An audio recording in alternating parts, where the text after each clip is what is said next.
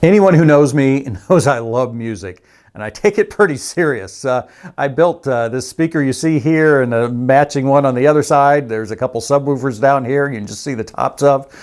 With the help of a couple friends, I built those.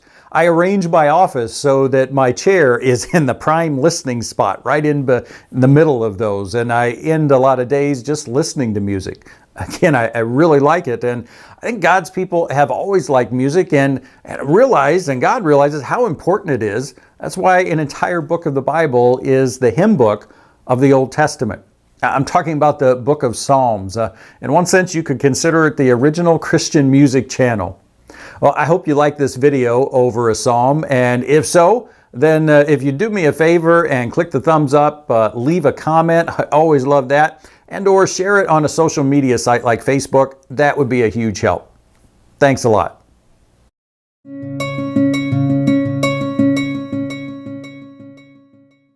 And Psalm 40 you might be familiar with, at least in general, from the U2 song, and you'll recognize some of the lyrics from this. There's some incredible things in this psalm, so much so it's going to keep us busy for 4 videos. So let's look at this, starting with verse 1 here. Psalm 40, I'm reading from the English Standard Version.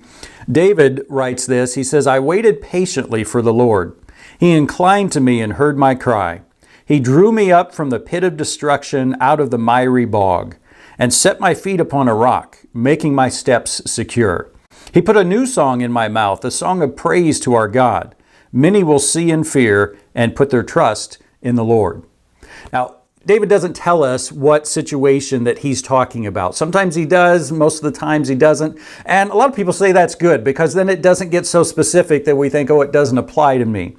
But he's looking back on a time where he reached out to God for help. And he says, God inclined to me and heard my cry. And, not just heard it, he acted on it. He drew David out of this, what he described as a pit of destruction, a miry bog, like being in an old well that wasn't dry at the bottom. He's up to his waist in mud, and what a situation. But God lifted him up out of that and didn't just put him on the side and leave him. It says, then he put my feet upon a rock so that my steps were secure.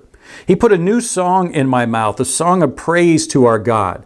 And people, you read about this and they're like, did he write a new hymn or a new psalm? I don't know. I see more the idea of, we sort of say when we're facing different things, if things are going poorly, we might say, I'm singing the blues during a difficult time of life. And I don't know, I guess things get better. I'm singing a show tune or something. Well, I think that's what David is saying. I was singing this song, or this dirge, and now I'm able to sing a happy song because of what God has done. And then he says, many will see and fear and put their trust in the Lord. And he's going to continue that theme. And it's one of the things we're going to look at in these videos. But look at that, verse 1 of Psalm 40. I waited patiently for the Lord. He inclined to me and heard my cry. Well, then look down at verse 13. There he says, be pleased, O Lord, to deliver me. O Lord, make haste to help me. Now, it seems like David's facing a different situation here, a new situation, or maybe the other one wasn't fully resolved, but it sure sounds like it was. His feet were secure. So it seems like a new situation that he's facing that's difficult. And he says, be pleased, O Lord, to deliver me. O Lord, make haste to help me. And then he ends the psalm, you are my help and my deliverer. Do not delay, O my God. Now, did you see what for me was a wait a minute moment? He looks on this past situation and he says, I waited patiently. But then facing this new situation, he says, make haste to help me. Do not delay, God.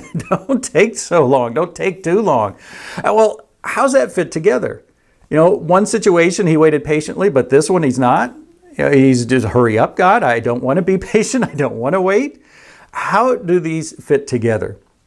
Well, if you think about it, to wait patiently, just to be patient in any situation requires that situation, the resolution, taking longer than you expect or longer than you want.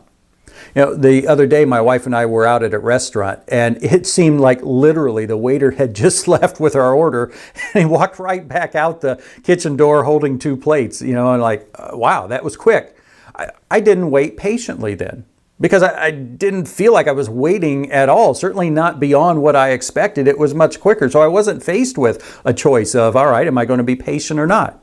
Now, there have been other times, and I can think one of those a little while back, where we were somewhere and you place your order and you just got this sense of like, okay, it should take about this long, and it was going longer and longer and still longer. And so we were at that point faced, okay, we're waiting.